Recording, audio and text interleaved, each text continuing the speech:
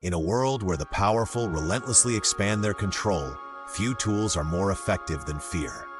Today, as we worry about vastly expanded government surveillance way beyond the Patriot Act, that now defines domestic terrorism to include anyone who dares challenge the ruling class order, it's time we examine where this so-called terrorism really comes from. Is it a spontaneous threat rising from the people? Or is it something engineered by the state itself to justify ever greater surveillance, censorship, and control? Welcome to the Stateless Standard. Here we shine light on the shadows cast by the powerful. This is Entrapped by the State, how the FBI invents domestic terrorists to justify eternal surveillance. Let us begin with hard evidence. A comprehensive 2012 study by the Center on National Security at Fordham Law School examined every terrorist incident in the United States from 2001 to 2012. The finding was staggering. Every single one of the 138 cases involved FBI informants who played leading roles, supplying weapons, choosing targets, even scripting the plots themselves. The Nation magazine summed it up bluntly.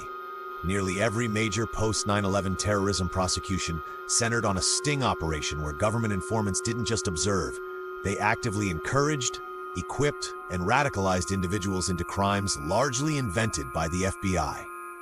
The state doesn't merely react to terrorism, it manufactures it. This pattern didn't begin after 9/11. Consider the 1993 World Trade Center bombing. FBI informant Ahmad Salem, formerly of the Egyptian military, recorded hundreds of hours of conversations with his handlers. Those tapes, reported by the New York Times in October 1993, reveal Salem rented the van, booked hotel rooms, provided bomb-making instruction, and even tested explosives for the attackers. 6 dead, 1,000 injured, and the key facilitator was on the federal payroll. Fast forward to 2001. Military exercises simulated planes crashing into the World Trade Center and Pentagon throughout 2000 and 2001. Yet on September 11th, NORAD's warning systems mysteriously failed. In the aftermath, while all civilian flights were grounded, the only planes allowed to leave carried Saudi royals, including members of the bin Laden family. Declassified pages from the 9/11 Commission later showed deep Saudi involvement coordinated by Prince Bandar bin Sultan, a Bush family intimate. Whether one believes in controlled demolition, Saudi patsies, or both, the official story collapses faster than physics allows. And who was among the loudest voices demanding war and surveillance? None other than Joe Biden, who bragged that John Ashcroft's Patriot Act was lifted almost verbatim from his own failed 1994 omnibus surveillance bill, drafted after the 1993 bombing in Oklahoma City.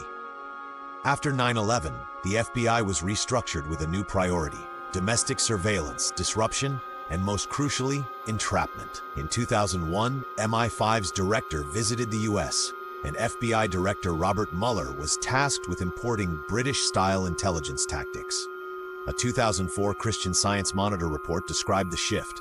Agents were now trained not for prosecution, but for intelligence gathering and monitoring organizations deemed threats to national security.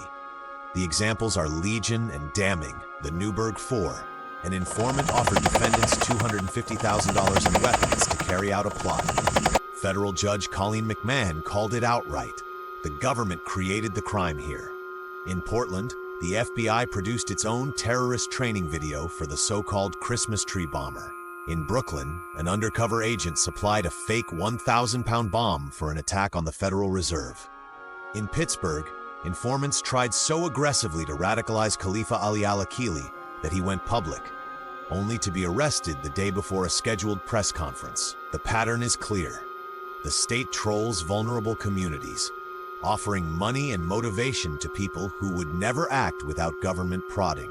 In Canada, an appeals court overturned convictions of a couple planning a 2016 bombing when it emerged that every member radicalizing, training, and scripting them was an RCMP informant.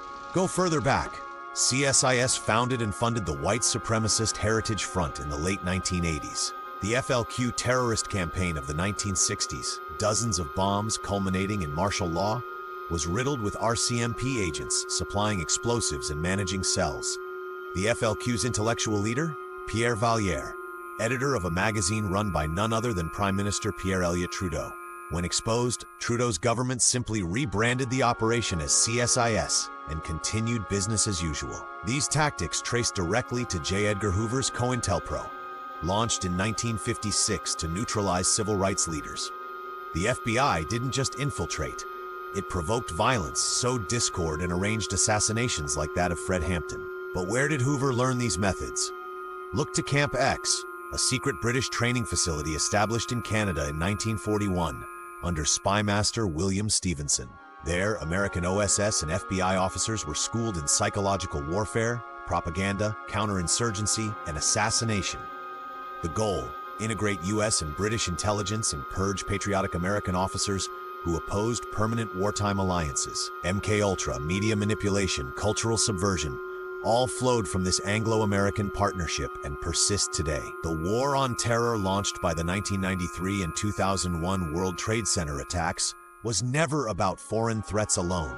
It has always been a mechanism for the powerful to manufacture enemies, justify surveillance, and crush dissent among the stateless people.